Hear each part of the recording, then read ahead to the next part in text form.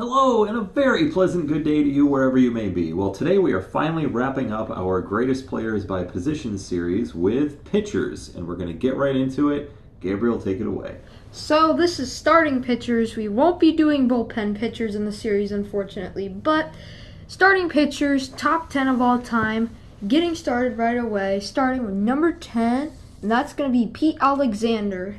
Pete Alexander played from 1911 to 1930 in the end of the dead ball era. He had a career 373 and 208 record with a 2.56 ERA, a 1.121 whip, and 2,198 strikeouts.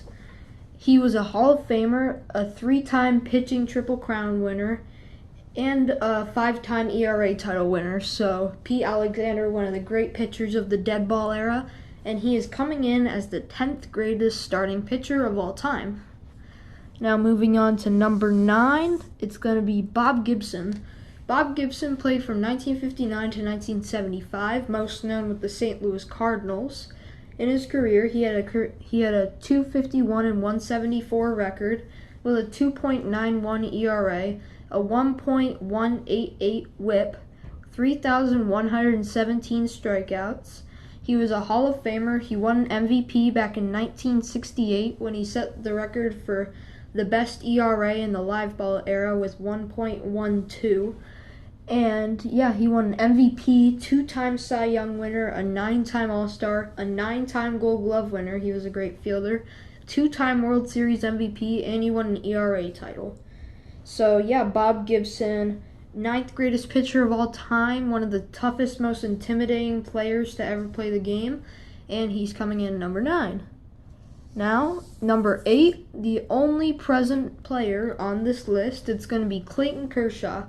Clayton Kershaw has played from 2000 to 8, and in his career he has a 185 and 84 record with a 2.49 ERA, which is crazy.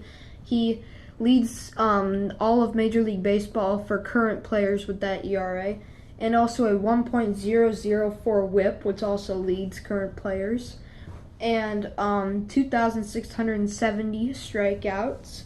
He's a future Hall of Famer without a doubt. He won an MVP back in 2014, a 3-time Cy Young winner. He won a pitching Triple Crown, an 8-time All-Star. He won a Gold Glove, a 4-time ERA title winner, and an MLB Player of the Year.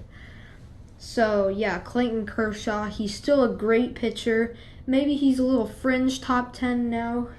He hasn't had like the greatest season of his career, but he's coming in as the number 8 greatest pitcher of all time. Now coming in at number 7, it's going to be Greg Maddux. Greg Maddux played from 1986 to 2008, most known for the Cubs and, of course, the Atlanta Braves. In his career, he had a record of 355 and 227 with a 3.16 ERA, a 1.143 whip, and 3,371 strikeouts. Now, that might sound like a lot, but he actually never had a season where he had 200 strikeouts or more. He just had so many seasons with like 180, 190 strikeouts, and it all added up. But in his career, he was a Hall of Famer, a 4-time Cy Young winner, an 8-time All-Star, an 18-time Gold Glove winner, which is of course a record, and a 4-time ERA title winner. He was known as the Professor because of his glasses. He kind of looked like a nerd when he was in the dugout. And of course, he was a part of that great trio of pitching with the Atlanta Braves, with him and John Smoltz and Tom Glavine back in the 90s. And so he is the 7th greatest pitcher of all time. Now coming in at number 6, it's going to be Pedro Martinez. Pedro Martinez played from 1992 to 2009, mostly for the Boston Red Sox and the Montreal Expos when they were still around, but he did have a couple stints with the Dodgers and the Mets, I believe. In his career, he had a 219 and 100 record with a 2.93 ERA, a 1.054 whip, 3,154 strikeouts. He was a Hall of Famer, a 3-time Cy Young winner. He won a pitching Triple Crown, an 8-time All-Star, a 5-time ERA title winner, and an All-Star Game MVP. And he did all of that in the dead ball era in the steroid era. I don't know why I called it the dead ball era, but he did that whole thing when there were guys like Mark McGwire and Sammy Sosa and Barry Bonds just blasting home runs, and he did a great job to limit all that. So he is the 6th greatest pitcher of all time. Now coming in at number 5, the award man himself, Cy Young. Cy Young pitched from 1890 to 1911, and in his career he had a record 511 wins and also a record 315 losses, a 2.63 ERA with a 1.130 whip, 2,803 strikeouts. He's a Hall of Famer. He won a Triple Crown, a 2-time ERA title winner also. He is my favorite player to ever play baseball, and he is the 5th greatest pitcher of all time, and also the pitching award that every pitcher wants in their career is, named after him. But now coming in at number 4 is going to be Randy Johnson. Randy Johnson played from 1988 to 2009, most known with the Diamondbacks and the Mariners. He even had some time as a relief pitcher with the Mariners, but in his career he had a 303 and 166 record with a 3.29 ERA, a 1.171 whip, 4,875 strikeouts. I believe he had like 5 seasons where he struck out over 300. And he was a Hall of Famer, a 5-time Cy Young winner, a Triple Crown winner, 10-time All-Star, World Series MVP, and a 4-time ERA title winner. He's one of the hardest throwing, most intimidating pitchers of all time. He was 6'10", so that was definitely part of his success too, as he struck out batters with that high 90s fastball and also that nasty slider. And he's number 4. Now coming in at number 3 is going to be another dead ball era pitcher. That's going to be Christy Mathewson.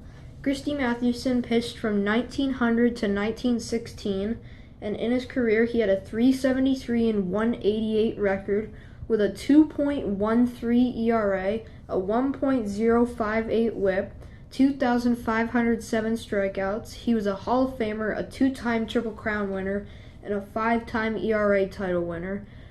Christy Mathewson, of course, one of the greatest pitchers of all time, 2.13 ERA, which I believe is like 3rd maybe on the all-time list. So he is the 3rd greatest pitcher of all time. And now coming in at number 2, this was a very tough decision between Christy Mathewson and this guy, but coming in at number 2 is going to be Sandy Koufax. Sandy Koufax pitched from 1955 to 1966, only 12 seasons because he had kind of blew out his arm by the end of his career, but he had a career 165 and 87 record, a 2.76 ERA, 1.106 whip, 2,396 strikeouts in only 12 seasons. He was a Hall of Famer. He won an MVP, a 3-time Cy Young winner, a 3-time Triple Crown winner, a 7-time All-Star, a 2-time World Series MVP, a 5-time ERA title winner, and he won 2 MLB Player of the Years. In the beginning of his career, he struck out a lot of batters, but he also walked a lot of batters. He was kind of like Nolan Ryan. And then one of the catchers on the Dodgers told him that he didn't need to throw so hard to strike guys out. So then he kind of toned it down a little bit and then he had probably one of the greatest stretches that baseball's ever seen between like 61 and 66. But yeah, Sandy Koufax is the 2nd greatest pitcher of all time, which only leads one man and one man only, and that man is going to be Walter Johnson. Walter Johnson pitched from 1907 to 1927, and in his career he had a 417 and 279 record with a 2.17 ERA and a 1.061 whip, 3,509 strikeouts. He's a Hall of Famer, a 2-time MVP, a 3-time Triple Crown winner, and a 5-time ERA title winner. He is without a doubt the greatest pitcher of all time. Of course, he had that incredible 1924 World Series campaign with the Senators, and yeah, he's the greatest pitcher of all time, and that is the top 10 starting pitchers of all time. So before Gabriel put this list together, he made a decision to just include pitchers who had primarily only pitched in the major leagues for most of their careers. So there's somebody... So no Satchel Paige. Right, so there's somebody obvious, and he knew right where I was going with this. We had to leave Satchel Paige off the list, but... He definitely would have made the list if he had played his full career in the majors, but no one really knows how good he... Well, people know he was good, but no one really knows his actual numbers in the Negro Leagues. Yeah, do you know where you would have put him on the list? Probably, like, in the top 5. Yeah, I agree. He definitely had some of the greatest stuff of all time. So we hope you've enjoyed this series of our greatest players of all time and all these lists that Gabriel has put together. We're going to be back with more great baseball content really soon, within the next couple of weeks. Well, and the playoffs are coming up. And the playoffs are coming, so there might just be a playoff prediction video coming from Gabriel as well. Yep. We'll get to that in just a couple of days here once the wild card games wrap up. And we hope you enjoy the last day of the season and as we roll into the playoffs, and we'll see you soon.